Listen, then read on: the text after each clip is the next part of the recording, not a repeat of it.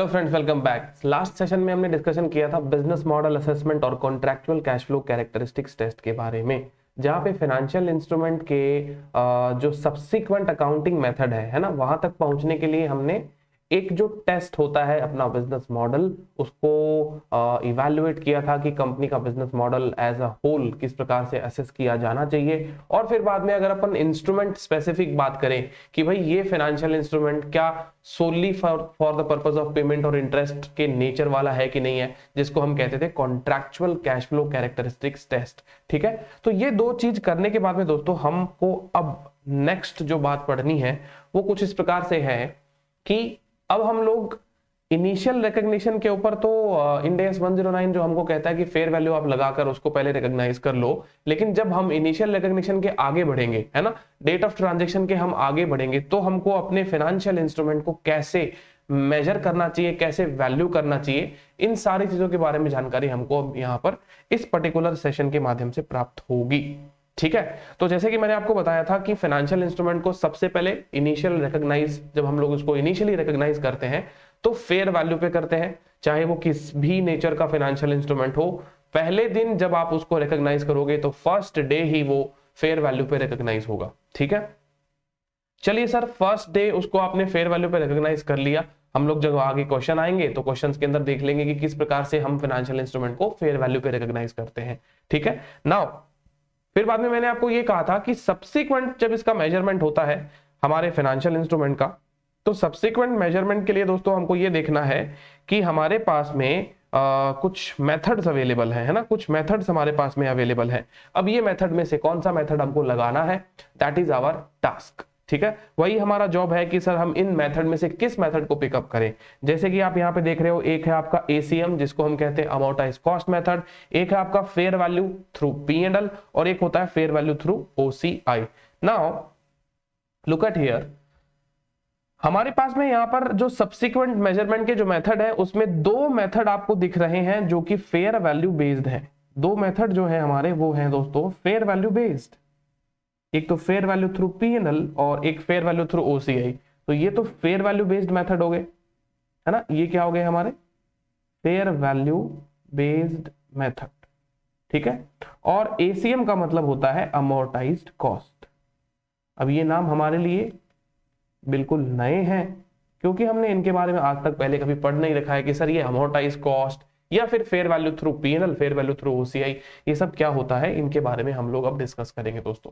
ठीक है ना, तो यहां पर अब हम इन सब के बारे में कंफर्टेबली पढ़ पाएंगे बिकॉज यहां पर जो भी बातें हम पढ़ेंगे वो सारी की सारी बातें हमारी रिलेटेड होगी हमारे बिजनेस मॉडल के असेसमेंट और contractual cash flow characteristics test के ऊपर।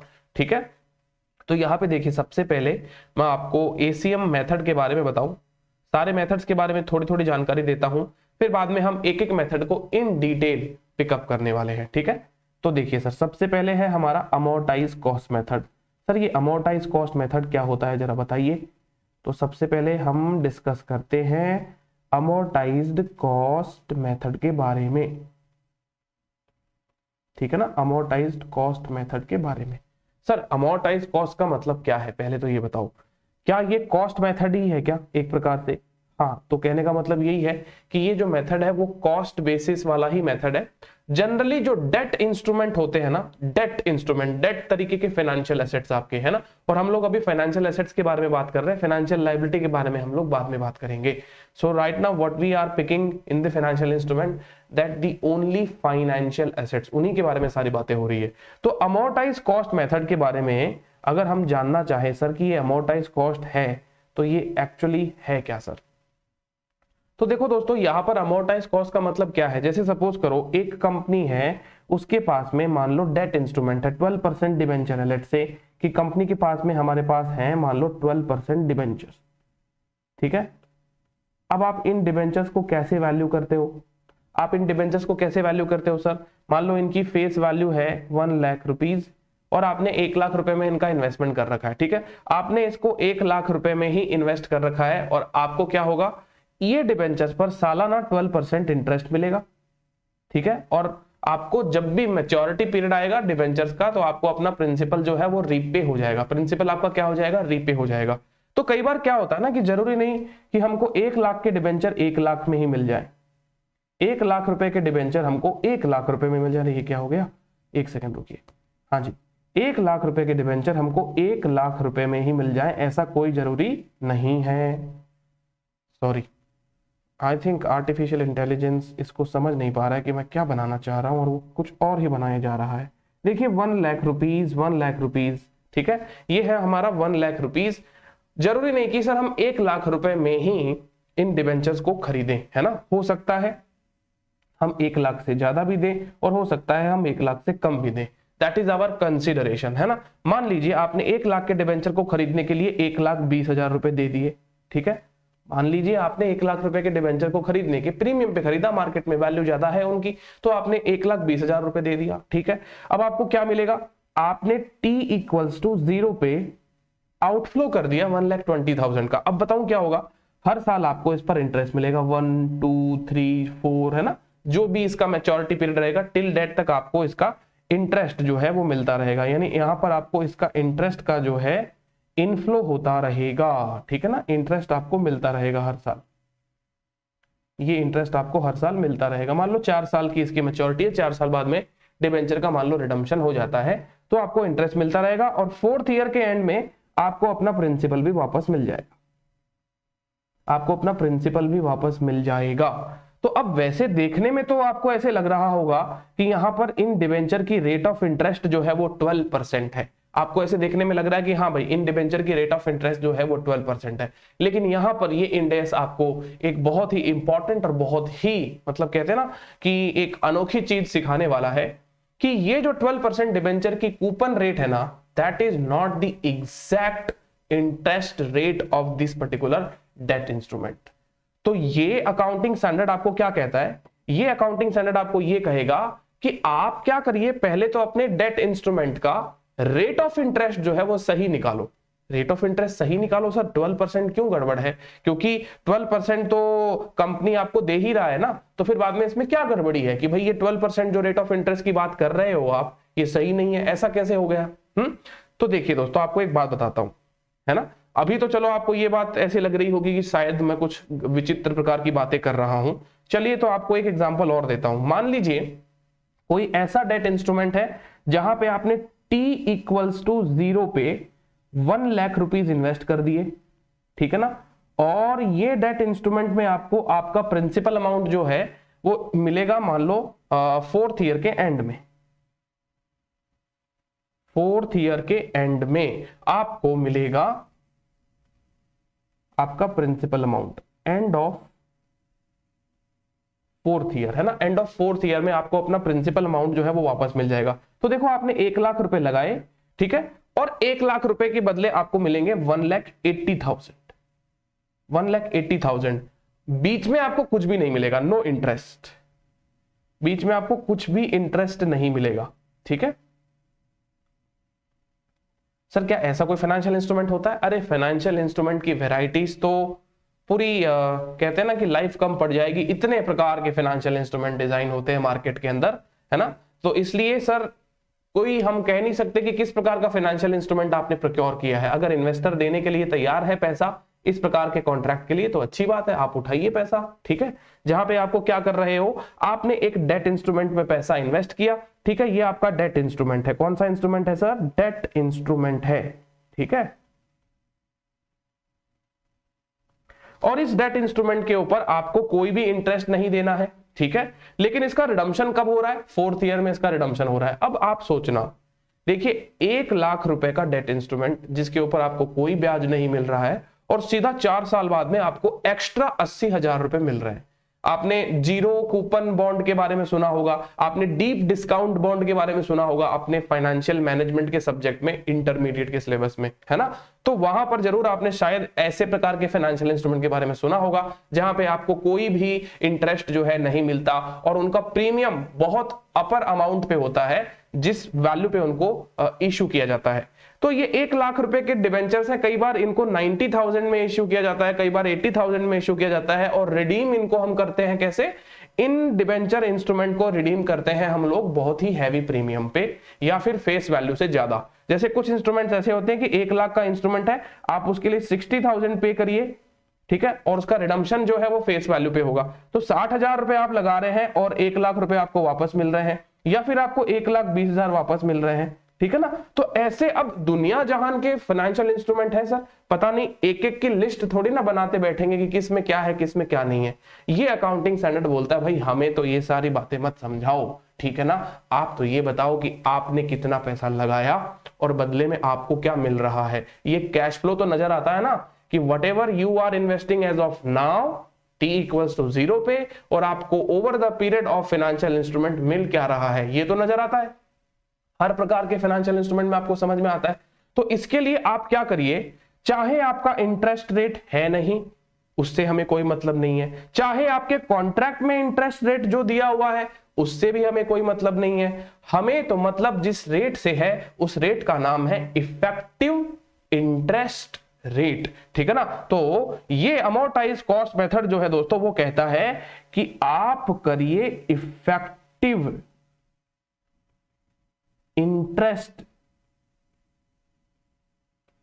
रेट से इंटरेस्ट की बुकिंग। कॉन्ट्रैक्ट में जो रेट है वो उससे हमें कोई मतलब नहीं है, आप निकालिए इफेक्टिव इंटरेस्ट रेट, जिसका शॉर्ट नाम होगा दोस्तों EIR, इफेक्टिव इंटरेस्ट रेट। और ये बहुत इंपॉर्टेंट चीज है सर, ये EIR कैसे निकाली जाती है, तो मैं आपको याद दिला देता हूं दोस्तों EIR कैसे निकाली जाती है। इनफैक्ट आपको EIR निकालनी आती भी है। You all know very well कि इफेक्टिव इंटरेस्ट रेट जो है वो कैसे निकाली जाती है और इसका लॉजिक जो है वो क्या है, ठीक है। तो कैपिटल बजटिंग बोल के एक चैप्टर हुआ करता था हमारे फाइनेंशियल मैनेजमेंट में। कैपिटल बजटिंग के अंदर हम लोग एनपीवी एनालिसिस करते थे, वहां पे हमें IRR निकालने का मौका मिला था, इंटरनल रेट ऑफ रिटर्न, ठीक है। एक जगह तो वो हो गई। दूसरी जगह accounting standard 19 lease accounting, advance accounting के सब्जेक्ट में हमने एक अकाउंटिंग स्टैंडर्ड पढ़ा होगा जिसका नाम था लीज। लीज के अंदर भी एक रेट हुआ करती थी, interest rate implicit in the lease, right. फिर तीसरा चैप्टर हायर परचेज वाला, ठीक है। हायर परचेज में भी हमको कई बार क्या होता था कि कैश फ्लो के बेसिस के ऊपर एक इंटरेस्ट रेट निकालनी होती थी। तो हम लोग कैसे निकालते थे, ट्रायल एरर करके, 2 रेट का ट्रायल एरर करते थे। फिर बाद में हम क्या करते थे, एक इफेक्टिव रेट ऑफ इंटरेस्ट पे आ जाते थे, जिसको हम लोग वहां पे IRR कहते थे। कैपिटल बस्टिंग में प्रोजेक्ट का IRR हो गया, AS 19 और हायर परचेज में वो इंटरेस्ट की रेट हो गई, है ना। ऐसा कुछ करते थे ना। तो सेम काम हमको यहाँ पे भी करना है, सेम काम हमको यहां पे भी करना है। इफेक्टिव इंटरेस्ट रेट निकाल कर हमको यहां पर इंटरेस्ट की बुकिंग करनी है। और हो सकता है दोस्तों वो इफेक्टिव इंटरेस्ट रेट आपके कॉन्ट्रैक्ट रेट के बराबर ना भी हो, है ना। इट इज नॉट नेसेसरी कि EIR मैच करे आपके कॉन्ट्रैक्चुअल इंटरेस्ट रेट से, कॉन्ट्रैक्चुअल इंटरेस्ट रेट से आपकी मैच करे, ऐसा कोई जरूरी नहीं है। तो इंडेस तो अपनी ही दुनिया में अलग ही काम करने वाला है कि बोले कि इंटरेस्ट रेट हम खुद निकालेंगे इन कैश फ्लो के बेसिस के ऊपर, और उसके बेसिस पर हम क्या करेंगे, इंटरेस्ट की बुकिंग करेंगे, है ना। तो अमोर्टाइज कॉस्ट का मतलब दोस्तों और कुछ नहीं है। अमोर्टाइज कॉस्ट का मतलब ये है कि आपके जो प्रिंसिपल अमाउंट को जो आप बुक कर रहे हो उसे आप क्या करेंगे, फ्यूचर तक अमोर्टाइज कॉस्ट के बेसिस पर आगे लेकर जाते रहेंगे। जैसे मान लीजिए कि आपको मिलने वाला है टोटल 1,00,000 रुपए लगाकर 1,80,000, तो इसमें कोई एक IRR होगी, इसकी कोई एक IRR होगी। देखिए अब यहाँ पे अपने लोग क्या करते हैं, एक बार फटाक से IRR निकाल लेते हैं मशीन कैलकुलेशन के बेसिस पे, है ना। फिर बाद में मैं आपको जब IRR का डेडिकेटेड टॉपिक पढ़ाऊंगा ना, तब मैं IRR के बारे में डिटेल में चर्चा करूंगा आपसे। तो IRR कैसे निकालते हैं, देखिए यहाँ पे मैं आपको एक बार ले चलता हूं एक्सेल में, ठीक है ना। और ये जो एक्सेल में मैं आपको अभी यहाँ पे लेकर आया हूं ना दोस्तों, IRR कैसे निकाली जाती है कि आपको सबसे पहले ना कैश फ्लो के ऊपर फोकस करना होता है। किसके ऊपर फोकस करना होता है, कैश फ्लो, ठीक है। तो जैसे अपन एक्सेल के अंदर यहाँ पे कुछ कैश फ्लो लिखते हैं, जैसे कि इस पर्टिकुलर एग्जांपल की बात करूं, आपने 1,00,000 रुपए अभी लगा दिए, ठीक है ना। आपने कितने रुपए लगा दिए, 1,00,000 रुपए लगा दिए। आपको बदले में क्या मिल रहा है, 1,80,000 रुपए मिल रहे हैं। तो आपने कैश फ्लो में आपको यहाँ पे ईयर लिखने हैं, ठीक है, और एक जगह आपको कैश फ्लो लिखना है। तो ईयर में लिखो 0, फिर 1, फिर 2, फिर 3 और फिर 4, ठीक है। ये अपने पास में 4 साल हो गए। 0 ईयर मतलब आज आपने, है ना, आज आपने जो अमाउंट इन्वेस्ट किया है दोस्तों, वो अमाउंट आपने इन्वेस्ट किया है 1,00,000 रुपीज, ठीक है, तो ये आपका 1 लाख रुपए का इन्वेस्टमेंट हो गया, यहां पे मैं लिख देता हूं ये 1 लाख रुपए। ठीक है, 1 लाख रुपए का इन्वेस्टमेंट किया, जिसके ऊपर मेरे को ना तो पहले साल कुछ मिल रहा है, ना दूसरे साल कुछ मिल रहा है, ना तीसरे साल कुछ मिल रहा है, और चौथे साल में मुझे क्या मिल रहा है, मुझे 1,80,000 रुपए मिल रहे हैं। ठीक है, ये मेरे कैश फ्लो की सीरीज हो गई। अब वो एक फॉर्मूला होता था ना, higher discount rate, lower discount rate, NPV at higher discount rate, वही फॉर्मूला लगने वाला है। बट उस फॉर्मूले में को अपन यहाँ पे पुट करेंगे, थोड़ा समय लगेगा, लेकिन हमको करना भी पड़ेगा, वो फॉर्मूले की सहायता लेनी भी पड़ेगी। बट यहाँ पे मैं आपको एकदम शॉर्ट में बताता हूं, ये लिखिए एक्सेल में IRR, internal rate of return. अगर आप ऐसा लिखते हैं तो आपको करना क्या होता है, यहाँ पे कैश फ्लो की रेंज को सिलेक्ट करना है। किसको सिलेक्ट करना है, कैश फ्लो की रेंज को सिलेक्ट करना है। कैश फ्लो की रेंज को सिलेक्ट करने के बाद में गैस पे लिखिए 0, फॉर्मूले को कर दीजिए close, and you will get your project का IRR। अब ये प्रोजेक्ट है तो प्रोजेक्ट का इंटरनल रेट ऑफ रिटर्न है। अगर ये कोई बॉन्ड है जिसमें आपने इन्वेस्टमेंट किया है, तो ये बॉन्ड का इफेक्टिव इंटरेस्ट रेट है, यील्ड रेट है, जिस रेट से बॉन्ड आपकी इनकम को जनरेट कर रहा है। दोस्तों आई होप ये बात आपको समझ में आ गई होगी। ये देखिए, इसको हम परसेंटेज में कन्वर्ट करते हैं तो सर ये परसेंटेज आता है 15.892। अच्छा, सारे के सारे परसेंटेज में हो गए, एक सेकंड, इसको ही करना है मुझे। तो 16% को कन्वर्ट कर देते हैं हम लोग परसेंटेज में। तो हमारे देखिए, इसकी ये वाला जो स्ट्रीम है ना, ये जो स्ट्रीम देखा है अपन ने, इसकी IRR जो है दोस्तों वो आई है 15.829%। 15.829%। तो ये अकाउंट्स वाले क्या कहते हैं, इंड एस वाले क्या कहते हैं कि ये जो डेट इंस्ट्रूमेंट है, ये जो डेट इंस्ट्रूमेंट है, आप जो कह रहे हो 1 लाख रुपए लगाकर 1,80,000 रुपए मिलेंगे, इसकी हमको अकाउंटिंग कैसे करनी चाहिए, इसकी बुकिंग कैसे करनी चाहिए, इस प्रकार के आपके मन में सवाल आ रहे होंगे, है ना। तो आपको तो पुराने जमाने में जब हम लोग अकाउंटिंग स्टैंडर्ड 13 फॉलो करते थे, है ना, अकाउंटिंग स्टैंडर्ड हम लोग 13 फॉलो करते थे, तो हमने 1 लाख रुपए का इन्वेस्टमेंट कर दिया। तो हम जब इन्वेस्टमेंट कर रहे हैं तो उस समय हम क्या कर देंगे, एक एंट्री पास कर देंगे। देखना, उस समय हम एक एंट्री पास कर देंगे जिसका नाम होगा बैंक अकाउंट, अरे sorry, investment account debit, investment account debit to bank.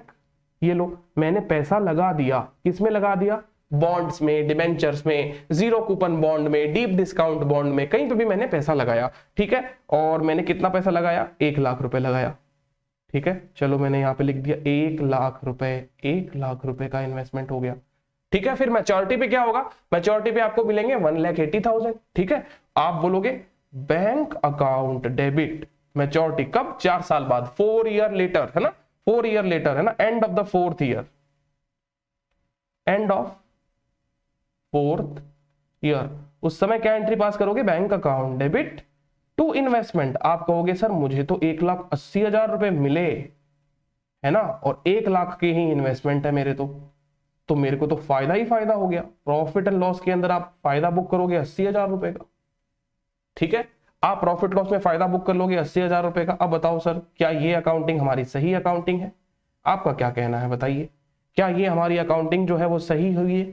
Sir देखो, पुराने जमाने में तो हमें यही बताया जाता था, हम ऐसे ही करते थे। अब इंड एस कहता है नहीं भैया, आपने यहाँ पे तो बहुत कुछ गलत कर दिया, ऐसी अकाउंटिंग करके तो आपने बहुत कुछ गलत कर दिया, आपने टाइम वैल्यू ऑफ मनी को पूरा ही इग्नोर कर दिया। एक दूसरा की बॉन्ड, आपको बॉन्ड जो है, ये जो भी इन्वेस्टमेंट किया है आपने बॉन्ड में किया है, या डीप डिस्काउंट बॉन्ड खरीदा है, जीरो कूपन बॉन्ड खरीदा है, किसी भी प्रकार का ये इन्वेस्टमेंट है आपका, आपको कुछ ना कुछ रिटर्न तो जनरेट करके दे रहा है ये। और कौन सी रिटर्न जनरेट करके दे रहा है, ये देखो हमने अभी जो कैलकुलेशन करी है, ये कैलकुलेशन क्या दिखाती है, ये दिखाती है कि इस बॉन्ड का इनर जो रेट ऑफ रिटर्न है, इफेक्टिव इंटरेस्ट जो ये जनरेट कर रहा है आप लोगों के लिए, वो है सर 15.82%। तो अगर ये 15.82% है तो दोस्तों एक बात बताइए, क्या ये बॉन्ड आपको सालाना कुछ अक्रूवल बेसिस पर इंटरेस्ट जनरेट करके दे रहा है? या मान लीजिए अगर मैं आपको ये कहूं कि चौथे साल के एंड में इसका रिडम्पशन हो रहा है, अगर इसका रिडम्पशन अगर मान लीजिए 0 ईयर के बाद में, मान लीजिए 1st ईयर में रिडम्पशन होता तो क्या होता, आपको इतने ही मिलते क्या, 180 मिलते क्या मैच्योरिटी? अगर इसका 2nd ईयर में रिडम्पशन होता तो 180 मिलता क्या? 3rd ईयर में होता तो 180 मिलता क्या? नहीं सर, कम मिलता हमको। 3rd ईयर में और कम मिलता, 2nd में उससे भी ज्यादा कम, 1st में उससे भी ज्यादा कम।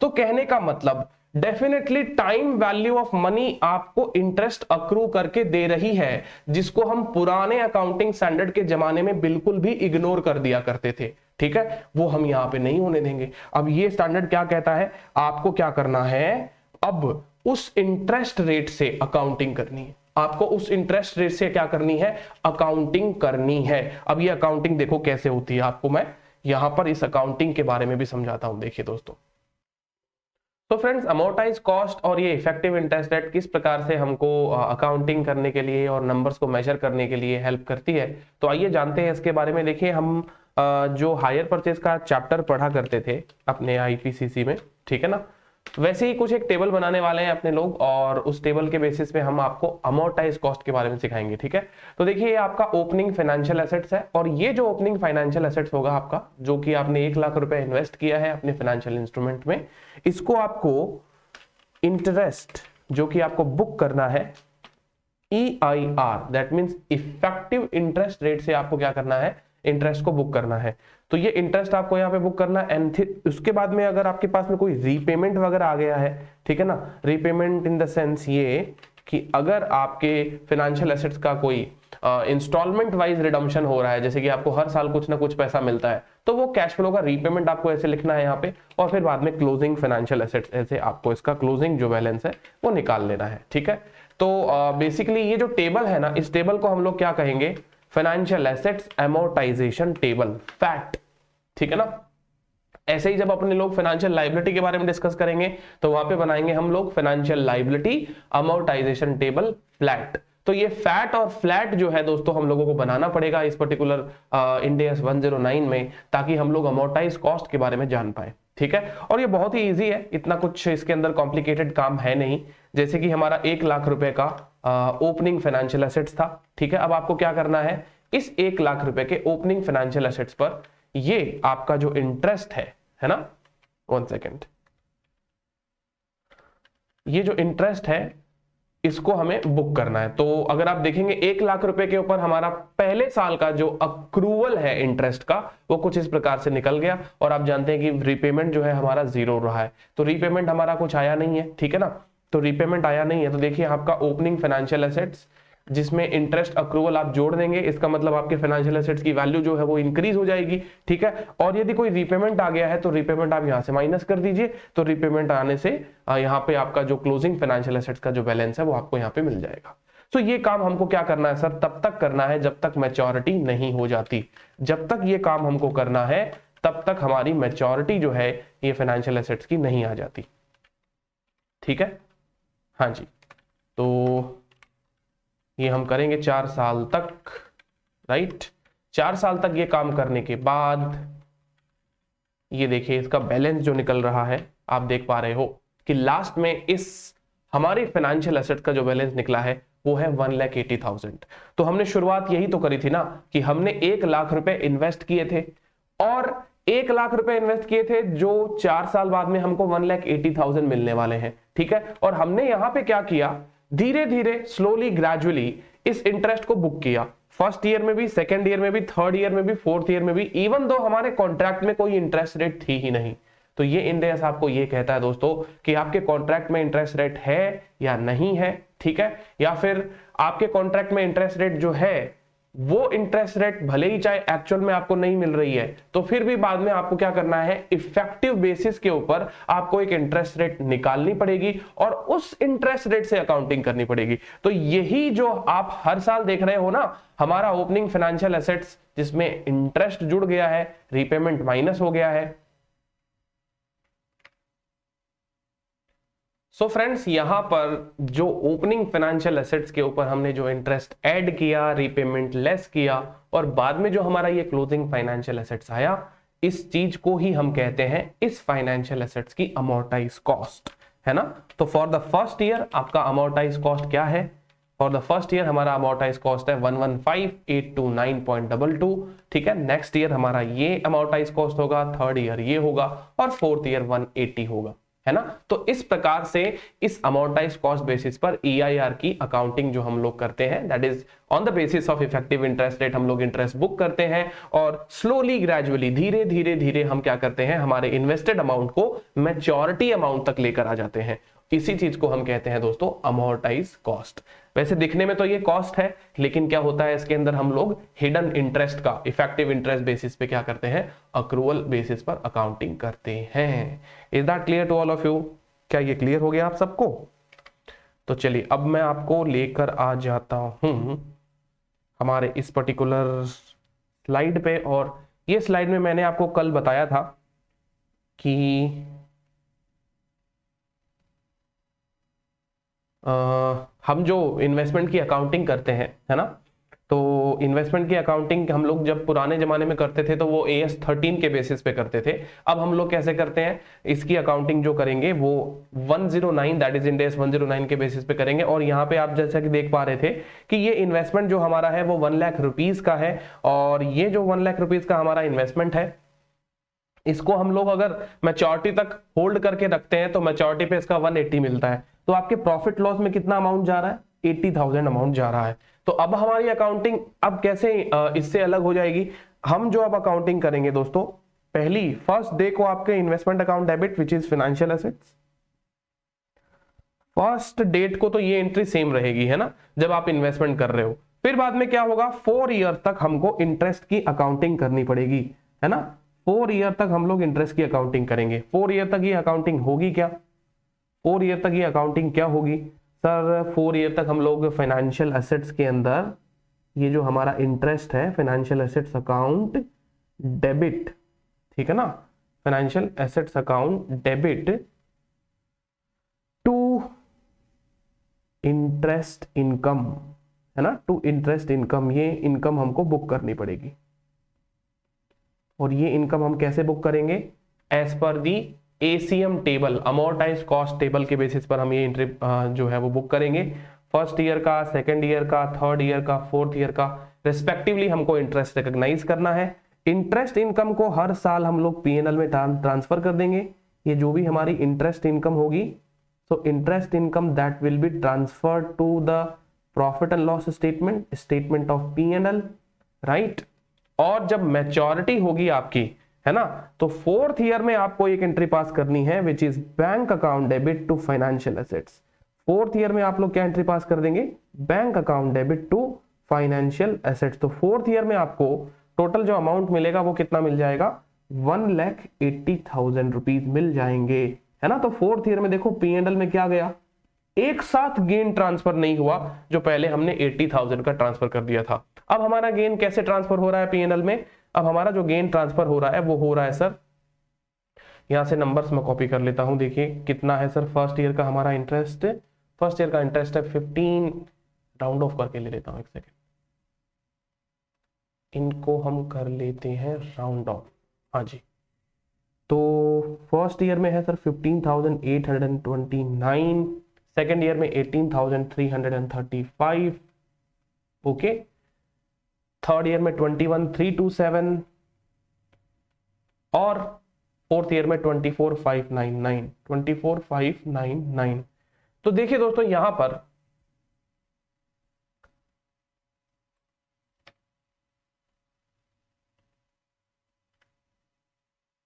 हाँ जी, तो यहां पे अगर आप देखेंगे तो ये जो हमारा इंटरेस्ट बुक हुआ है, ये इंटरेस्ट कितने का बुक हुआ है, ऑब्वियसली बात है सर ये इंटरेस्ट 80,000 का बुक हुआ है। जो इंटरेस्ट हम एक बार में, जो गेन हम एक बार में प्रॉफिट लॉस में लेके जा रहे थे, वो हम धीरे धीरे slowly gradually over the year लेकर जा रहे हैं। यही हमारा अमोर्टाइज कॉस्ट मेथड है, ठीक है ना। तो यही इंटरेस्ट जो हम लोग यहाँ पे बुक किए हैं दोस्तों, ये सारा का सारा इंटरेस्ट हम पहले एक साथ बुक कर देते थे, और अब हम क्या कर रहे हैं, ओवर द पीरियड बुक कर रहे हैं, ठीक है ना।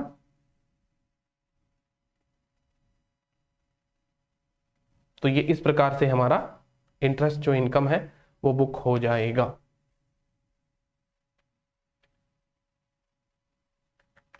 चलिए, तो आई होप आप सबको अब ये क्लियर हो गया होगा अमोर्टाइज कॉस्ट मेथड के बारे में। हर साल हम P&L के अंदर धीरे धीरे कुछ कुछ अमाउंट जो है ट्रांसफर करेंगे। इस चीज को ही दोस्तों हम कहते हैं अमोर्टाइज कॉस्ट मेथड, और ये हो गई इसकी अकाउंटिंग।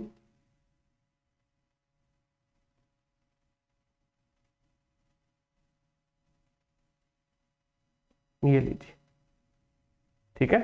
तो शॉर्टकट में मैंने आपको सारी की सारी एंट्री भी समझा दी, और जब आपका मैच्योरिटी आएगा तो मैच्योरिटी वाले दिन क्या होगा, हम सब लोग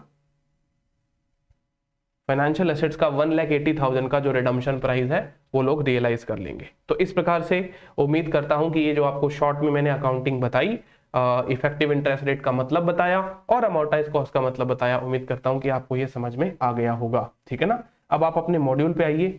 मॉड्यूल हम लोग आज की हमारी इस क्लास से न्यू एडिशन जो है वो यूज करने वाले हैं, जो कि नवंबर 2020 में अभी रिसेंट में पब्लिश हुआ है। ठीक है ना। तो from today onwards we are using the new edition of the module of the financial reporting subject which is just launched in the November 2020 month. ठीक है। हाँ जी। तो उसके हिसाब से मेरा ये जो पेज नंबर है वो है पेज नंबर 12.40 और 12.40 पे अगर आप देखेंगे तो अमोर्टाइज कॉस्ट के बारे में आपको कुछ बता रखा है। और ये अमोर्टाइज कॉस्ट के बारे में हमको क्या बता रखा है, देखिए कहता है कि अमोर्टाइज कॉस्ट जो है वो क्या है, is the amount at which the financial asset is measured at initial recognition. ठीक है। अब देखिएगा क्या कह रहा है, जो आपने इनिशियली रिकॉग्नाइज किया था उसमें माइनस द प्रिंसिपल रीपेमेंट्स, उसमें प्रिंसिपल के टुवर्ड जो पेमेंट आ रहा है उसमें वो पर्टिकुलर पेमेंट को माइनस करिएगा, प्लस करिएगा इसमें और माइनस करिएगा the cumulative amortisation using the effective interest method. सब प्लस और माइनस क्यों कहा इसने, सीधी सी बात है दोस्तों, यहां पर अमोर्टाइज कॉस्ट जो है क्या वो फाइनेंशियल एसेट पे ही लगेगा क्या, नहीं, ये फाइनेंशियल लायबिलिटी पे भी लगेगा। हालांकि हम लायबिलिटी वाली चीज जो है वो बाद में पढ़ेंगे। अभी के लिए ये समझो कि ये जो हमारा जो मेथड है वो फाइनेंशियल एसेट्स का है और ये फाइनेंशियल एसेट्स का अमोर्टाइज कॉस्ट का मतलब क्या कह रहा है कि आपका जो इनिशियल रिकॉग्निशन का अमाउंट है, आपका जो इनिशियल रिकॉग्निशन का अमाउंट है उसमें से आप प्रिंसिपल अमाउंट जो कि हम लोगों ने टेबल में माइनस भी किया था, राइट, और प्लस और minus the cumulative amortisation using the effective interest method, और जो हम इफेक्टिव इंटरेस्ट रेट निकालकर जो इंटरेस्ट जोड़ रहे हैं वो, और कहता है any difference between that initial amount and the maturity amount for the financial assets adjusted for any loss allowances. अब सर ये कह रहा है कि इनिशियल अमाउंट जो है और ये जो आपका मैच्योरिटी अमाउंट है, हमारे वाले क्वेश्चन में इनिशियल अमाउंट कितना था 1 लाख, मैच्योरिटी अमाउंट कितना था 1,80,000। ठीक है। तो धीरे धीरे हम 1 लाख को 1,80,000 पे रिस्टोर कर रहे हैं। अब ये कह रहा है कि इसको आपको लॉस अलाउंसेस के साथ में एडजस्ट और करना है। ठीक है। Adjusted for any loss allowances. Sir ये लॉस अलाउंसेस का मतलब क्या होता है, सीधी बात है, अगर आपके फाइनेंशियल एसेट्स कभी इंपेयर हो गए तो उसके लिए हमको लॉस अलाउंस बनाना पड़ेगा। ठीक है। इंपेयर होने का मतलब ये कि आप जितनी वैल्यू का फाइनेंशियल एसेट दिखा रहे हो, कल को उसकी रियलाइजेबिलिटी में कुछ दिक्कत हो गई, कंपनी की क्रेडिट रिस्क खत्म हो गई, जो कंपनी आपको रीपे कर रही है, या कंपनी इंसॉल्वेंट होने जा रही है, तो ऐसी कंडीशन में आपके फाइनेंशियल एसेट जो है वो इंपेयर हो सकते हैं और इंपेयर्ड फाइनेंशियल एसेट्स पर आपको लॉस का अलाउंस बनाना पड़ता है। तो लॉस अलाउंस को आपको उसमें एडजस्ट करना। तो ये इसकी पूरी एक प्रकार से डेफिनेशन हो गई दोस्तों। और जैसे जैसे हम इस फाइनेंशियल इंस्ट्रूमेंट के चैप्टर में आगे बढ़ते जाएंगे, अमोर्टाइज कॉस्ट पे और भी सोफिस्टिकेशन निकलता जाएगा।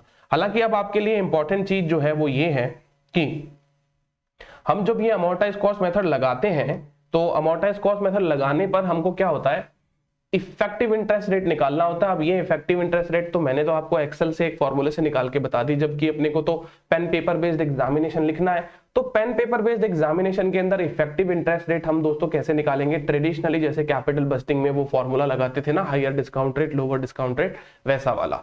तो उम्मीद करता हूं कि अमोर्टाइज कॉस्ट का जो आपका पूरा जो मेथड है वो एकदम अच्छे से क्लियर हो गया होगा। इसके बाद में मैं आपको नेक्स्ट मेथड पे लेके चलता हूं, वो है अपना फेयर वैल्यू थ्रू P&L, फिर आएगा अपना fair value through other comprehensive income. So fair value through P&L और fair value through other comprehensive income, जैसे कि मैंने आपको बताया कि सर हमारा जो इनिशियल रिकॉग्निशन होता है वो तो होता है फेयर वैल्यू पे। ठीक है। तो चलो हमने वो तो कर दिया कि इनिशियल रिकॉग्निशन जो है वो फेयर वैल्यू पे होता है, वो हमने कर दिया। उसके बाद में हमको अमोर्टाइज कॉस्ट मेथड लगाना है। तो अमोर्टाइज कॉस्ट मेथड के बारे में मैंने आपको थोड़ी सी जानकारी दे दी यहाँ पे। अब सर ये जो फेयर वैल्यू थ्रू P&L है और ये जो फेयर वैल्यू थ्रू OCI है, इनका क्या होगा। तो देखिए दोस्तों, हमारे एसेट्स में, दैट मींस फाइनेंशियल एसेट्स की वैल्यू में अगर ऊपर नीचे कोई फ्लक्चुएशन हो रहा है और उस फ्लक्चुएशन को हम लोग कंटिन्यूअसली रिकॉर्ड करते हैं, भाई कहते हैं ना कि मार्क टू मार्केट आप अपने एसेट्स को वैल्यू करो। मार्क टू मार्केट का मतलब अगर मार्केट की वैल्यू बढ़ गई है तो आप अपनी एसेट्स की वैल्यू भी बढ़ा लो, अगर मार्केट की वैल्यू गिर गई है तो आप अपनी एसेट्स की वैल्यू गिरा दो। तो सर ये एसेट्स की वैल्यू बढ़ाएंगे और एसेट्स की वैल्यू गिराएंगे तो इससे एक इंपैक्ट तो हमारा फाइनेंशियल एसेट्स में जाएगा। अगर मान लो आपका इन्वेस्टमेंट है वो इन्वेस्टमेंट की वैल्यू 10 रुपया है, अब मान लो उसकी मार्केट वैल्यू चेंज होकर 12 रुपए हो गई, तो आपने इन्वेस्टमेंट की वैल्यू 12 रुपए कर तो दी, अभी जो 2 रुपए का आपको फायदा हुआ है, इस फायदे को आप कहां पे रिकॉर्ड करोगे, ठीक है। और मान लो अगर इसकी वैल्यू गिर जाती, तो ये जो गिरावट हुई है, इस गिरावट को हम लोग कहां पे रिकॉर्ड करेंगे, that is the fair value through profit and loss and fair value through other comprehensive income. दोस्तों तो ये फेयर वैल्यू थ्रू पीएनएल और फेयर वैल्यू थ्रू ओसीआई का मतलब सिर्फ इतना ही है कि हम लोग ये फेयर वैल्यू जो करेंगे हमारे इंस्ट्रूमेंट को, इसका गेन लॉस हमको किस स्टेटमेंट में बुक करना है, वो प्रॉफिट एंड लॉस के स्टेटमेंट में बुक करना है या वो अदर कॉम्प्रिहेंसिव इनकम में बुक करना है। इसके लिए चलो मैं आपको दोस्तों एक जगह पे लेके चलता हूं जहां पे मैंने आपको एक बात बता रखी थी। जब हम लोग शेड्यूल 3 पढ़ा करते थे तो शेड्यूल 3 के अंदर मैंने आपको एक बात बताई थी और वो बात कुछ इस प्रकार से थी कि मैं आपको बता रहा था अदर कॉम्प्रिहेंसिव इनकम के बारे में, और अदर कॉम्प्रिहेंसिव इनकम के बारे में हम लोगों ने कुछ ज्यादा क्लैरिटी वहां पे एस्टैब्लिश नहीं करी थी, क्योंकि अदर कॉम्प्रिहेंसिव इनकम एक ऐसी चीज है जिसमें जो लाइन आइटम्स आते हैं, है ना, वो लाइन आइटम्स जो है वो हमारे इंड एस से रिलेटेड है, बहुत सारे इंड एस से रिलेटेड है और वो इंड एस हम अभी जानते नहीं है।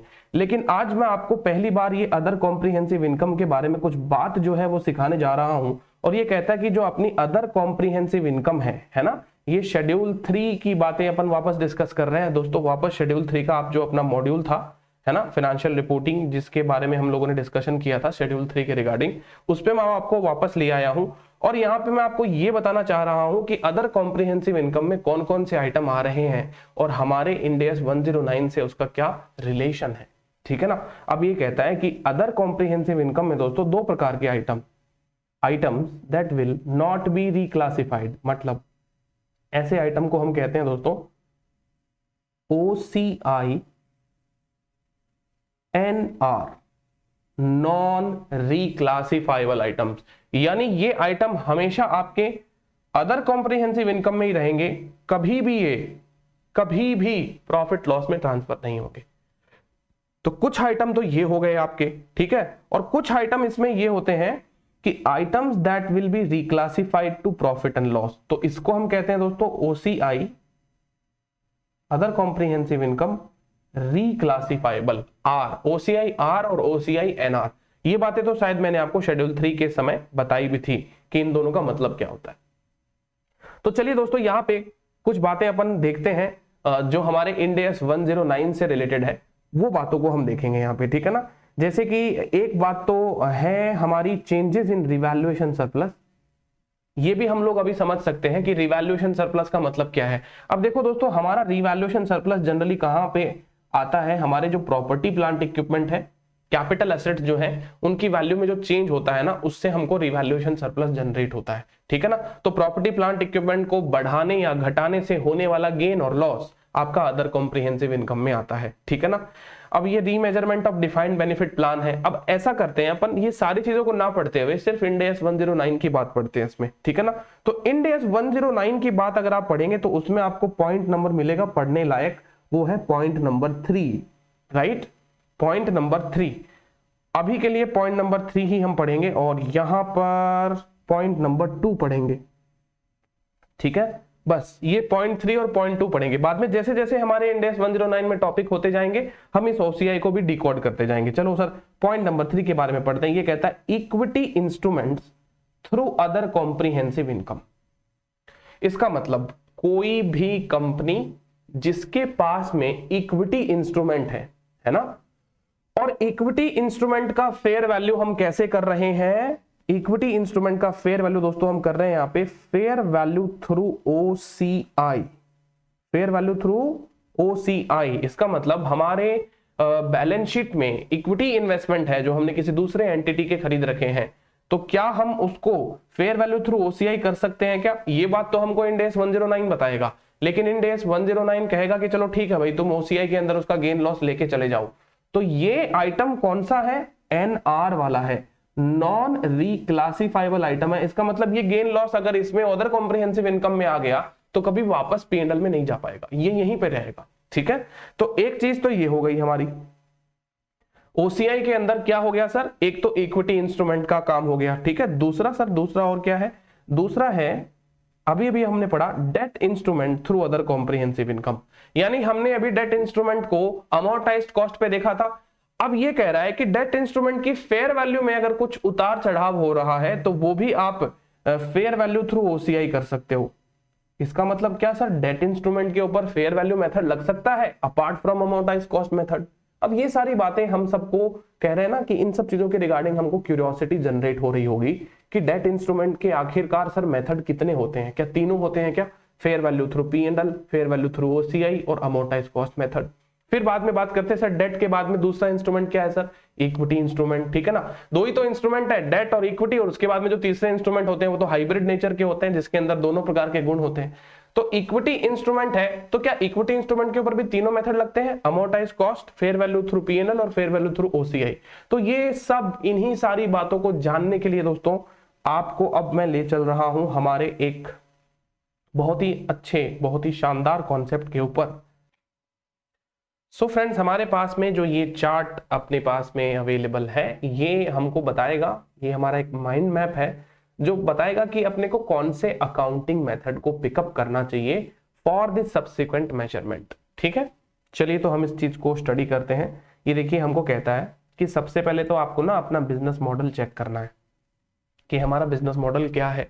भाई हमारा बिजनेस मॉडल तीन प्रकार का होता है, होल्ड और सेल, और तीसरा जो होता है अपना वो क्या होता है, तीसरा जो होता है सर वो होता है सेल वाला बिजनेस मॉडल। तीन प्रकार के बिजनेस मॉडल हो सकते हैं। तो अगर हमारा होल्ड वाला बिजनेस मॉडल नहीं होता है तो वो फिर वो होल्ड और सेल वाला हो सकता है, होल्ड और सेल वाला भी नहीं है तो फिर बाद में वो सेल वाला बिजनेस मॉडल हो सकता है। ठीक है ना। तो ये तीन बिजनेस मॉडल को हमको रिस्पेक्टिवली क्या करना है, चेक करना है। सबसे पहले बिजनेस मॉडल चेक करिए आप कि बिजनेस मॉडल आपका hold to collect contractual cash flow वाला है।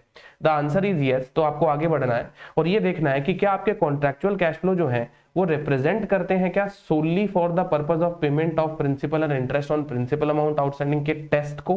ठीक है, अगर एसपीपीआई टेस्ट को ये मीट करते हैं सीसीएफ, तो ये देखना है कि अगर आपका एसपीपीआई टेस्ट मीट हो जाता है ना, कि आपका सीसीएफ जो है वो एसपीपीआई टेस्ट को पास कर लेता है, तो फिर आपको ये देखना है कि कहीं एंटिटी ने suo motu fair value option तो नहीं लगा दिया। सर ये क्या बात हुई, एंटिटी बिजनेस मॉडल के हिसाब से अकाउंटिंग मेथड को सिलेक्ट करेगा ना, अपने आप से किसी भी इंस्ट्रूमेंट के ऊपर फेयर वैल्यू थोड़ी ना लगा सकता है। तो देखो इसका आंसर होता है यस, एंटिटी किसी भी इंस्ट्रूमेंट के ऊपर फेयर वैल्यू मेथड लगा सकता है, उसको पूरी की पूरी छूट है इसके ऊपर, है ना। तो ऐसा क्यों होता है सर, बेसिकली इंडेस जो है वो फोकस किसके ऊपर करते हैं, फेयर वैल्यू पे करते हैं। तो किसी इंस्ट्रूमेंट को हमने फेयर वैल्यू कर दिया तो वो तो बहुत अच्छी बात है ना, वो तो बहुत ही बढ़िया बात है। अगर आप हर एक इंस्ट्रूमेंट की फेयर वैल्यू कर रहे हो तो फिर कोई दिक्कत वाली बात ही नहीं है ना। इंडेस को तो दिक्कत तब होती है जब किसी चीज का फेयर वैल्यू करना चाहिए और आप नहीं कर रहे।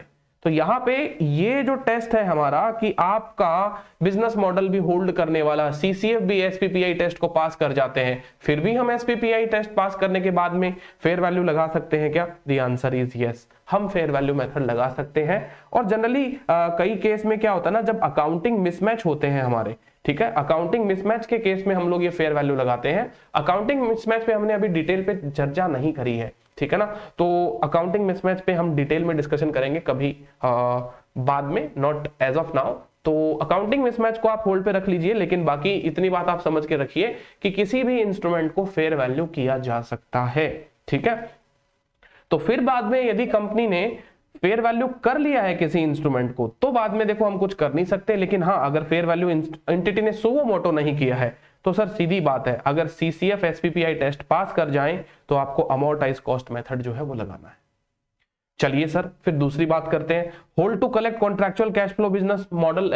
ये हमारा नहीं है कि हम हमारे कैश फ्लो को क्या करते हैं, मैच्योरिटी तक कलेक्ट करते हैं, ऐसा हमारा बिजनेस मॉडल नहीं है। हमारा बिजनेस मॉडल है होल्ड और सेल करने वाला। होल्ड के साथ साथ में हम सेल भी कर देते हैं, जब मन में आएगा, जब हमको अच्छा लगेगा, जब वैल्यू ज्यादा मिलेगी तो हम क्या कर देंगे, सेल कर देंगे। तो ऐसी कंडीशन में हमारा बिजनेस मॉडल होल्ड करने वाला तो नहीं रहा। फिर भी बाद में अगर होल्ड और सेल करने वाली वैरायटी का हमारा बिजनेस मॉडल है तो आपको ये चेक करना है कि जब तक हम उनको होल्ड करते हैं तो क्या हमारे कॉन्ट्रेक्चुअल कैश फ्लो जो है वो एसपीपीआई टेस्ट को पास करते हैं कि नहीं करते। भाई हमारा बिजनेस मॉडल भले ही होल्ड और सेल करने वाला है, लेकिन अब होल्ड और सेल करते हुए भी हमारे जो contractual cash flow characteristics test है वो solely for the purpose of payment of principal और इंटरेस्ट है कि नहीं है। अगर यस, इसका आंसर यस में है, अगर इसका आंसर यस में है दोस्तों, तो फिर बाद में आपको ये चेक करना है कि एंटिटी ने फिर से कहीं फेयर वैल्यू मेथड तो लगाया कि नहीं लगाया। अगर फेयर वैल्यू मेथड लगा दिया तो फिर तो आप क्या कर सकते हैं, लेकिन अगर फेयर वैल्यू मेथड नहीं लगाया तो आपको यहां पर हम कहेंगे कि अब आप अपने इंस्ट्रूमेंट को फेयर वैल्यू थ्रू OCI करेंगे। और ये जो OCI होगा दोस्तों, ये होगा आपका रिक्लासिफाइबल R, मतलब OCI R कहेंगे हम इनको। अभी बताया था मैंने आपको थोड़ी देर पहले कि अदर कॉम्प्रिहेंसिव इनकम रिक्लासिफाइबल। तो कहने का मतलब अमोर्टाइज्ड कॉस्ट मेथड सिर्फ और सिर्फ एक कैटेगरी के इन्वेस्टमेंट पर ही एप्लीकेबल है, जहां पे आपका बिजनेस मॉडल क्या होना चाहिए, होल्ड करने वाला। कैश फ्लो कैसे होनी चाहिए, SPPI टेस्ट को पास करने वाले। एंटिटी ने फेयर वैल्यू नहीं लगाया है तो हम क्या लगा सकते हैं, अमोर्टाइज कॉस्ट लगा सकते हैं। इसका मतलब यदि हमारा बिजनेस मॉडल अगर होल्ड करने वाला नहीं है तो ऐसे इंस्ट्रूमेंट पे अमोर्टाइज कॉस्ट मेथड कभी लग ही नहीं सकता। इसका मतलब अमोर्टाइज कॉस्ट केवल एक ही कैटेगरी के, एक ही वैरायटी के फाइनेंशियल इंस्ट्रूमेंट पे लगता है जिनका बिजनेस मॉडल होल्ड करने वाला हो और जिनके कैश फ्लो जो है SPPI टेस्ट को पास कर गए हो, ठीक है, और एंटिटी ने फेयर वैल्यू खुद से नहीं लगाया है उन इंस्ट्रूमेंट के ऊपर, और वैसे इंस्ट्रूमेंट को हम अमोर्टाइज कॉस्ट पे लेकर जाएंगे। लेकिन अगर होल्ड और सेल वाला हुआ तो भी हमें अमोर्टाइज कॉस्ट की इजाजत नहीं है, तो हम मैक्सिमम क्या कर सकते हैं, उसको फेयर वैल्यू तो हमें करना ही पड़ेगा, फेयर वैल्यू तो हमें उसको करना ही पड़ेगा भाई। हमने जो फेयर वैल्यू लगाया है वो थ्रू P&L लगाया होता तो कोई दिक्कत नहीं है, लेकिन अब हम फेयर वैल्यू थ्रू P&L नहीं करते हुए उसको फेयर वैल्यू थ्रू OCI करना चाह रहे हैं। सर ये लोग ये फेयर वैल्यू थ्रू P&L और थ्रू OCI क्यों करते हैं, मतलब P&L से करने में क्या दिक्कत है और OCI करने में क्या बेनिफिट है, क्या एडवांटेज है दोस्तों, तो इसके बारे में मैं आपसे चर्चा करूंगा। पहले एक बार अपना ये माइंड मैप खत्म कर लेते हैं अपने लोग, फिर मैं आपको ये रैशनल और ये लॉजिक भी बताऊंगा कि लोग जो है वो OCI के अंदर फेयर वैल्यू क्यों करते हैं और P&L में क्यों नहीं करते। ठीक है, चलिए, तो अपना पहला बिजनेस मॉडल क्या हुआ, होल्ड वाला। दूसरा बिजनेस मॉडल होल्ड और सेल वाला। अगर दोनों ही पास नहीं हुए तो बताओ हमारा बिजनेस मॉडल जो है वो क्या होगा। सर अब तो हमारा बिजनेस मॉडल सेल करने वाला होगा।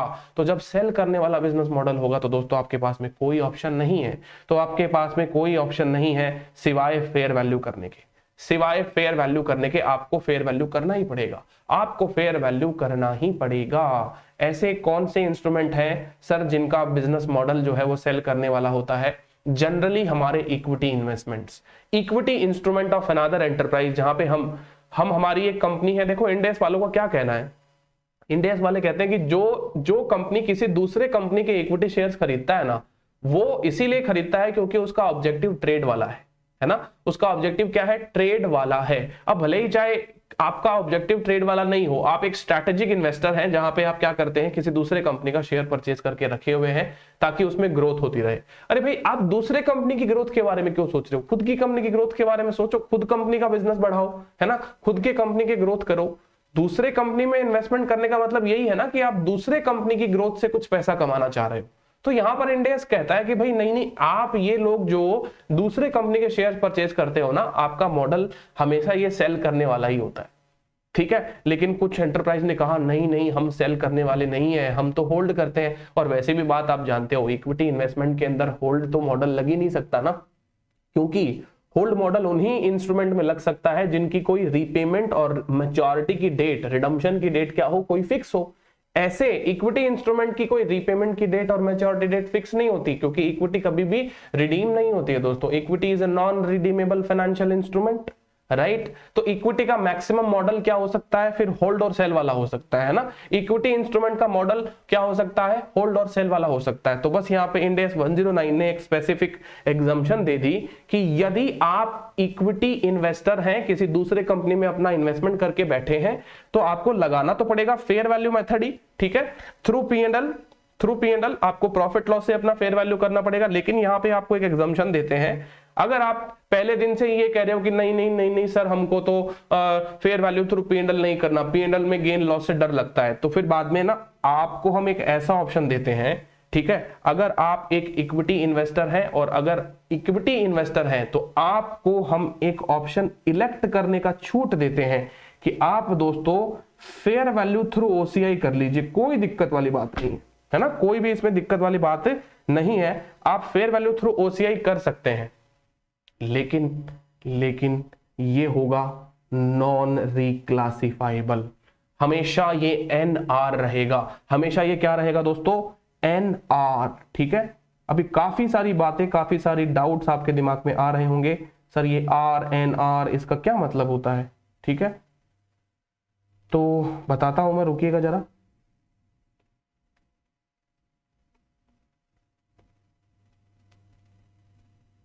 हाँ जी, तो ये fair value through OCI NR का मतलब ये हुआ कि आप अदर कॉम्प्रिहेंसिव इनकम में उसके गेन लॉस बुक करेंगे और कभी भी वो P&L में नहीं जा पाएंगे, कभी भी वो P&L में नहीं जा पाएंगे, क्योंकि इंड एस यहां पे आपको डिमोटिवेट करना चाहता है दोस्तों। इंड एस आपको अदर कॉम्प्रिहेंसिव इनकम में डालने से इस चीजों को डिमोटिवेट करना चाहता है, क्योंकि इंड एस चाहता है कि ये गेन लॉस आपके P&L में जाए।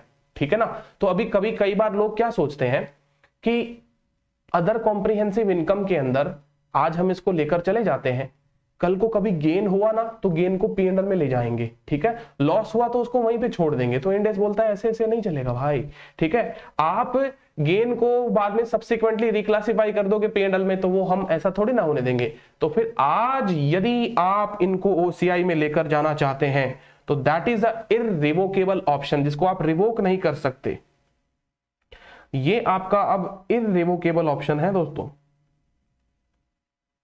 Irrevocable option to measure the fair value gain loss in other comprehensive income. फिर देखिए दोस्तों, मैं आपको बताता हूं कि ये जो लोग हैं ना OCI और P&L अलग अलग क्यों करते हैं।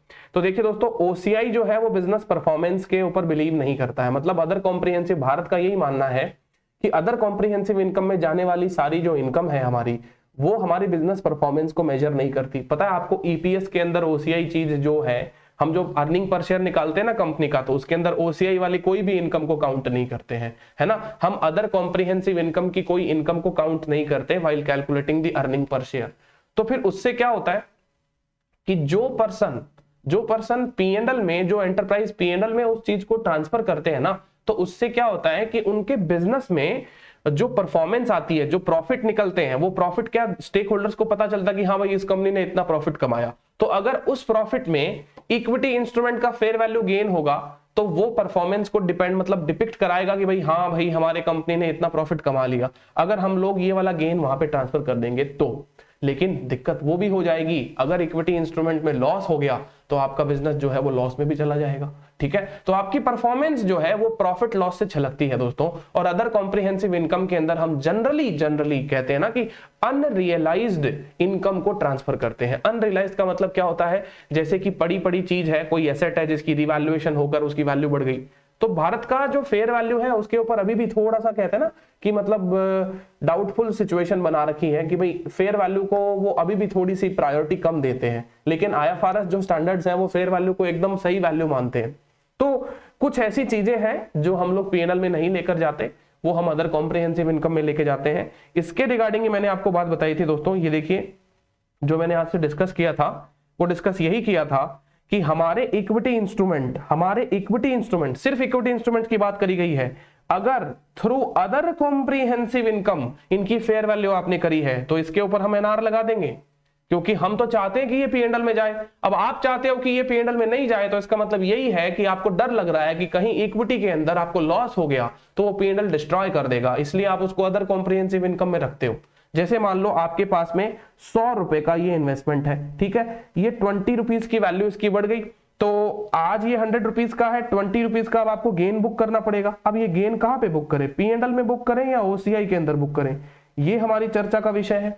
ठीक है, फिर जब आप इसको बेचेंगे, मान लो आप इसको बेच रहे हैं, तो आपके पास में पैसा आ जाएगा 120 रुपीज आ जाएगा, और ये जो 20 रुपए का फेयर वैल्यू गेन हुआ था, आज ये क्या हो जाएगा, रियलाइज हो जाएगा। तो अब जब ये रियलाइज होता है ना दोस्तों, तो इंड एस कहता है कि इस रियलाइजेशन के गेन को आप प्रॉफिट लॉस में लेकर जा सकते हो। इसी चीज को हम कहते हैं रिक्लासिफाइबल टू P&L, इसी चीज को कहते हैं अपने लोग रिक्लासिफाइबल टू P&L। लेकिन जब ये गेन लॉस आपका रियलाइज हो जाता है और इंड एस आपके ऊपर रिस्ट्रिक्शन लगा देता है, एक इररिवोकेबल ऑप्शन लगा देता है कि नहीं, अब तो चाहे ये रियलाइज हुआ है या ये अनरियलाइज हुआ है, हम आपको अब इसको वापस P&L में ले जाने की अनुमति नहीं देंगे। दैट इज नोन एज दोस्तों NR, नॉन रिक्लासिफाइबल। तो यहां पर अगर आप इक्विटी इंस्ट्रूमेंट को अदर कॉम्प्रिहेंसिव इनकम से रीमेजर कर रहे हो सब्सिक्वेंट मेजरमेंट के ऊपर, तो हम फिर आपको एक ही मेथड दे सकते हैं, that is fair value through other comprehensive income. If you don't want to disturb your regular P&L, then you can go with fair value through other comprehensive income, but the option is embedded with them is the non reclassifiable option, और वो gain loss फिर आपको कभी भी हम P&L में नहीं लेकर जाने देंगे। या तो आप P&L में ले जाओ आज ही, है ना, हम तो आपको कह ही रहे हैं ना कि इक्विटी इंस्ट्रूमेंट को फेयर वैल्यू करो। भाई हम तो यही मानते हैं कि इक्विटी इंस्ट्रूमेंट का मॉडल जो है वो ट्रेड करने वाला मॉडल है, सेल करने वाला मॉडल है। आप उसको सारे इंस्ट्रूमेंट को P&L में लेकर चले जाओ आज ही, फिर हम आपको कोई दिक्कत नहीं होने देंगे। कोई ऐसा NR वगैरह की आपको चिंता करने की दरकार नहीं है। लेकिन अगर आपको ऐसा लगता है कि हमारे इक्विटी इंस्ट्रूमेंट से हमारे P&L डिस्टर्ब हो सकता है, आपको शेयर मार्केट में भारी लॉस हो सकता है, तो आप फिर बाद में उस इंस्ट्रूमेंट को OCI पे रीमेजर करिए। लेकिन आपको OCI पे रीमेजर करेंगे तो आपको हम कभी भी उसका गेन और लॉस P&L में नहीं लाकर देने देंगे। Is that clear? ठीक है, तो ये वाली बात तो हो गई OCI NR। सर एक दूसरी बात और भी देखी थी हमने यहाँ पे, हाँ सर एक OCI R नेचर का गेन है। सर ये किस पे है? ये है हमारा debt instrument through other comprehensive income.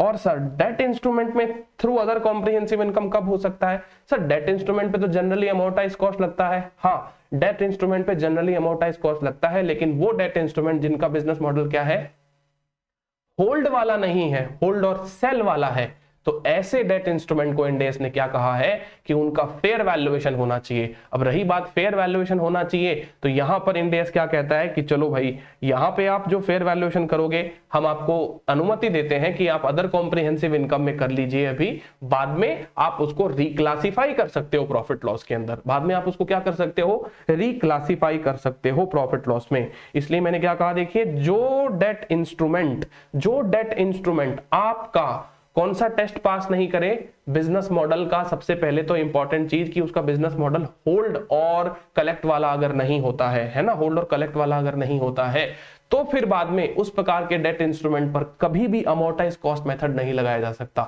उस पे स्ट्रिक्टली फेयर वैल्यू लगाना ही पड़ेगा हमको। और अगर अपन उस पे स्ट्रिक्टली फेयर वैल्यू मेथड लगाएंगे तो फेयर वैल्यू के लिए यहां पर आपको ऐसे मतलब नहीं कहा गया कि चलो आपको स्ट्रिक्टली P&L ही लगाना है, आप अदर कॉम्प्रिहेंसिव इनकम यूज कर लीजिए। और अदर कॉम्प्रिहेंसिव इनकम अगर आप यूज करेंगे तो हम आपको रिक्लासिफिकेशन का बेनिफिट दे देंगे। ठीक है ना, किसका बेनिफिट दे देंगे, रिक्लासिफिकेशन का बेनिफिट दे देंगे। अब आप बोलोगे सर कि सर इन लोगों को रिक्लासिफिकेशन का बेनिफिट क्यों दिया, डेट इंस्ट्रूमेंट वालों को और इक्विटी वालों को क्यों नहीं दिया? क्योंकि दोस्तों जो डेट इंस्ट्रूमेंट वाले हैं, जिनके पास में डेट इंस्ट्रूमेंट है, किसी कंपनी के पास में डेट इंस्ट्रूमेंट है, तो रही बात यह कि डेट इंस्ट्रूमेंट के अंदर जो भी आपका गेन और लॉस है, जो भी आपका गेन लॉस है, वो जब भी आपको रियलाइज होगा, ठीक है ना, वो गेन लॉस जब भी आपको रियलाइज होगा, तो आपके उस गेन लॉस के रियलाइजेशन के पीछे आपका जो बिजनेस मॉडल था वो ये नहीं था कि डेट इंस्ट्रूमेंट को आप खरीद बेच कर उसके ऊपर प्रॉफिट कमाएं। देखिए दोस्तों, डेट इंस्ट्रूमेंट में कौन इन्वेस्ट करते हैं? जनरली वो लोग इन्वेस्ट करते हैं जिनको डेट इंस्ट्रूमेंट से इंटरेस्ट कमाना है, जिनको अपना पैसा वापस उठाना है ना। नहीं तो देखो, जो लोग डेट इंस्ट्रूमेंट में इन्वेस्ट कर रहे हैं वो इक्विटी में ही करते हैं ना, क्योंकि इक्विटी में तो रिटर्न ज्यादा होता है, डेट इंस्ट्रूमेंट में तो रिटर्न इतना नहीं होता जितना इक्विटी में होता है। इसका मतलब डेट में जो इन्वेस्टमेंट कर रहे हैं उन लोगों का ऑब्जेक्टिव जो है वो कैश फ्लो को कलेक्ट करना है, इसलिए ऐसे लोगों को रिक्लासिफिकेशन का बेनिफिट दे दिया और इक्विटी वालों को रिक्लासिफिकेशन का बेनिफिट ही नहीं दिया। तो अब ये सारी बातें हैं दोस्तों, ये सब मैंने आपके सामने रखी। और इसी प्रकार का माइंड मैप हमारे स्टडी मटेरियल के अंदर दिया हुआ है, ये देखिए पेज नंबर 12.46 के ऊपर यही हमारा माइंड मैप जो मैंने आपको बताया है वहां पे स्टडी मटेरियल में भी दिया गया है। और ये थोड़ा सा कॉम्प्लेक्स है, तो मैंने इसको थोड़ा सिंप्लीफाई करने की कोशिश करी है, लेकिन मैं ये भी आपको पढ़कर बता देता हूं, समझा देता हूं, ताकि आपको और अच्छे से ये चीज समझ में आ जाए और इस चीज का रिवीजन हो जाए। देखिए दोस्तों, हमारे पास में कौन कौन से इन्वेस्टमेंट है, डेट है, डेरिवेटिव है, ठीक है, और अपना इक्विटी इंस्ट्रूमेंट है। तो देखिए कौन कौन से इंस्ट्रूमेंट हो गए, डेट हो गए, डेरिवेटिव इन्वेस्टमेंट्स हो गए, इक्विटी इन्वेस्टमेंट्स हो गए। अब ये कह रहा है कि देखो सबसे पहले तो ये चेक करो कि कॉन्ट्रैक्चुअल कैश फ्लो जो है वो आपके SPPI टेस्ट को पास कर रहे कि नहीं कर रहे, है ना। तो पहले ये कह रहा है कि contractual cash flow SPPI test को पास, यानी जस्ट मैंने आपको पहले कहा था बिजनेस मॉडल चेक करो, ये पहले SPPI टेस्ट को ही चेक करने के लिए कह रहे हैं, ठीक है। फिर SPPI टेस्ट को अगर आप चेक करोगे तो ये कह रहा है हाँ पास हो गया, ठीक है। फिर बाद में बिजनेस मॉडल चेक कर रहे हैं, बात तो ये की है, हम बिजनेस मॉडल को तो चेक करेंगे ही करेंगे, बिजनेस मॉडल का चेक तो हमें बहुत जरूरी है। तो एंटिटी लेवल पर हम लोग बिजनेस मॉडल चेक करेंगे, और बिजनेस मॉडल क्या है हमारा, होल्ड वाला है। अगर होल्ड वाला है तो फिर आपको ये चेक करना है कि क्या हमने फेयर वैल्यू मेथड लगाया कि नहीं लगाया। अगर हमने फेयर वैल्यू मेथड नहीं लगाया तो हम अमोर्टाइज कॉस्ट लगाएंगे। इसका मतलब देखिए, पूरे के पूरे स्टैंडर्ड में अमोर्टाइज कॉस्ट सिर्फ एक जगह पे परमिशिबल है। पूरे स्टैंडर्ड में अमोर्टाइज कॉस्ट लगाना सिर्फ एक जगह पे परमिशिबल है, जहां पे दोनों टेस्ट आपके कंप्लीट पास हो जाएं, बिजनेस मॉडल होल्ड वाला होना चाहिए और एसपीपीआई टेस्ट मीट हो जाना चाहिए, तो फिर बाद में आप अमोर्टाइज्ड कॉस्ट मेथड दोस्तों लगा सकते हैं। ठीक है, आगे बात समझ में? अच्छा ठीक है सर, हमारा बिजनेस मॉडल अगर नहीं हुआ तो होल्ड वाला, तो फिर बाद में हमारा बिजनेस मॉडल क्या होगा? सेल और hold mix, that means hold भी करेंगे आप या सेल भी कर सकते हैं, दोनों काम हो सकता है। तो ऐसी कंडीशन में अमोर्टाइज कॉस्ट से वंचित रह जाएंगे, आपको एसीएम का बेनिफिट नहीं मिलेगा, आपको फिर फेयर वैल्यू करना ही करना पड़ेगा। अब रही बात यह कि फेयर वैल्यू आप पीएनएल के थ्रू करते हैं तो हम तो आपको कभी रोकेंगे ही नहीं ना, पीएनएल के थ्रू तो आप कभी भी करिए, किसी भी चीज को पीएनएल के थ्रू फेयर वैल्यू करिए, हम आपको कभी भी डिस्टर्ब नहीं करेंगे। लेकिन हम आपको इतना जरूर कहते हैं कि अगर आप पीएनएल के थ्रू फेयर वैल्यू नहीं करना चाहते तो फेयर वैल्यू तो आपको करना ही पड़ेगा, क्योंकि अमोर्टाइज कॉस्ट की आपकी जो टेस्ट है वो आप फेल कर चुके हो, तो फेयर वैल्यू तो आपको करना ही पड़ेगा। चलो ठीक है, आपका मन पीएनएल से नहीं है तो हम आपको ओसीआई के थ्रू अनुमति देते हैं, लेकिन ओसीआई के थ्रू अनुमति देंगे और आपको एक बेनिफिट भी मिल जाएगा। किस बात का? रिक्लासिफिकेशन का। ये देखो कहता है विद रिसाइकलिंग आपको ये ऑप्शन मिल रहा है ना, जब आपको सब्सिक्वेंटली गेन और लॉस होगा, और जिस समय ये गेन लॉस आपके रियलाइज हो जाएंगे, जिस समय आपके गेन लॉस रियलाइज हो जाएंगे उस समय आप उसको पीएनएल में ले जाइएगा। ठीक है, तो हमारे इंडिया वालों को डर लगता है कि जब तक गेन लॉस रियलाइज नहीं हो जाते ना तब तक वो पीएनएल में लाने से डरते हैं कि जैसे मान लो आपका 10 रुपए का 100 रुपए का डिबेंचर है, ठीक है, मान लीजिए आपका 100 रुपए का डिबेंचर है, आपकी फेयर वैल्यू जो हो गई है मान लो 20 रुपीज हो गई है, तो 120 रुपए का डिबेंचर हो गया आपका। ठीक है, अब 120 रुपए का डिबेंचर हो गया तो अभी ये 20 रुपए तो रियलाइज नहीं हुए ना हमको, तो जब तक ये रियलाइज नहीं होते ना तब तक इनको ओसीआई में रखते हैं। और फिर जब आप इसको एक्चुअल में बेचोगे, मान लो जब आपने बेचा, ठीक है, तो आपके पास में पैसा आया, बैंक अकाउंट डेबिट 120, ठीक है, टू डिबेंचर इन्वेस्टमेंट्स, वो आपके कितने हैं डिबेंचर इन्वेस्टमेंट? सर हमारे डिबेंचर इन्वेस्टमेंट अभी कितने हैं? 120 रुपए के। ठीक है, 120 के डिबेंचर क्यों है? क्योंकि जिस दिन आपकी फेयर वैल्यू बढ़ी थी 20 रुपीज से, आपने डिबेंचर्स को भी बढ़ा दिया था। अब जो आपका ओसीआई के अंदर गेन बैठा हुआ है, कितने रुपए का? 20 रुपए का गेन, ये जो बैठा हुआ है ना, इस 20 रुपए के गेन को आप पीएनएल में ट्रांसफर कर देंगे। तो आप एंट्री क्या पास करेंगे? Sir OCI debit to PNL, OCI debit to PNL, इसको कहते हैं रिक्लासिफिकेशन करना। तो ये रिक्लासिफिकेशन का बेनिफिट हमको यहाँ पे मिल जाता है। उम्मीद करता हूं कि ये बात आपको समझ में आ गई होगी। ठीक है ना, चलिए सर, अब बिजनेस मॉडल हमारा ना तो पहला वाला पास हुआ, ना ही हमारा दूसरा वाला बिजनेस मॉडल पास हुआ। ठीक है, तो फिर बाद में तीसरा बिजनेस मॉडल होता क्या होगा? सर तीसरा बिजनेस मॉडल तो फिर ट्रेडिंग वाला ही होता होगा ना, सेल वाला ही बिजनेस मॉडल होता होगा। तो फिर बाद में दोस्तों जिनका बिजनेस मॉडल सेल वाला है, जिनका मतलब बिजनेस मॉडल ये है कि भाई वो लोग क्या करते हैं, ऐसे इंस्ट्रूमेंट में फ्रीक्वेंटली ट्रेड करते हुए प्रॉफिट कमाते हैं, तो ऐसे लोगों को कोई ऑप्शन मिलने वाला नहीं है सिवाय कि वो सिर्फ और सिर्फ फेयर वैल्यू थ्रू पीएनएल करें। यानी ऐसे लोगों को तो कोई ऑप्शन ही नहीं है भाई, जिनका बिजनेस मॉडल क्या है, ट्रेडिंग करने वाला है। हाँ, ऐसे लोग जो इक्विटी इन्वेस्टमेंट को होल्ड करके रखते हैं, ठीक है, और जिनका बिजनेस मॉडल क्या है, होल्ड और सेल करने वाला, ट्रेड करने वाला नहीं, होल्ड और सेल करने वाला।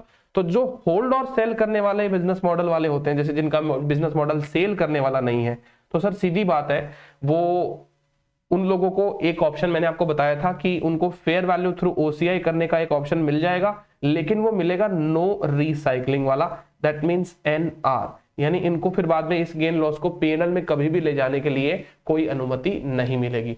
तो कहने का मतलब ये हुआ कि इक्विटी इंस्ट्रूमेंट की अगर अपन बात करें तो इक्विटी इंस्ट्रूमेंट में बाय डिफॉल्ट इंड एस क्या कहता है कि आपका बिजनेस मॉडल ट्रेडिंग वाला होना चाहिए। ठीक है, तो आपका बिजनेस मॉडल ट्रेडिंग वाला ही होगा, क्योंकि अगर आप किसी दूसरे भी कंपनी के इन्वेस्टमेंट खरीदते हो तो आप ट्रेड करना चाहते हो उसके अंदर, तो आपका ट्रेड करना चाहते हो तो आप ट्रेडिंग वाला बिजनेस मॉडल अगर आपका मतलब पाया जाता है आपके बिजनेस प्रोफाइल के द्वारा, तो आपको फिर बाद में फेयर वैल्यू थ्रू पीएनएल ही लगाना है, राइट। उसमें तो कोई ऑप्शन है नहीं आपको, उसमें तो स्ट्रिक्टली आपको जाना कैसे है, fair value through PNL, no option available. लेकिन हाँ, यदि आपका बिजनेस मॉडल होल्ड और सेल वाला है, दैट मींस आपका होल्ड ट्रेडिंग वाला बिजनेस मॉडल नहीं है, है ना, ये कह रहा है नो, देखो हेल्ड फॉर ट्रेडिंग के बाद में इसने कहा कि नो, दैट मींस आपका बिजनेस मॉडल ट्रेडिंग करने वाला नहीं है, तो इन सच केस आपको एक एग्जम्पशन मिलेगी, फेयर वैल्यू थ्रू ओसीआई कर लीजिए, पीएनएल मत करिए। लेकिन ये ओसीआई वाला जो ऑप्शन है वो आपको एनआर के साथ में मिलेगा, इररिवोकेबल ऑप्शन होगा ये कभी भी आप बाद में चेंज नहीं कर सकते।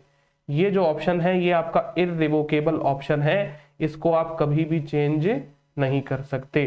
तो जैसे कि हमने यहाँ पे आपको बात बताई, ये जो fair value through OCI NR है ये इररिवोकेबल ऑप्शन है, और ये सिर्फ और सिर्फ किसको एप्लीकेबल होगा, जिनका बिजनेस मॉडल क्या है, होल्ड और सेल। ठीक है, तो यहाँ पे मैं आपको बता देता हूं कि यहाँ पे only applicable for those investor, only for those whose business model is not to sell, भाई जिनका बिजनेस मॉडल सेल नहीं है ना,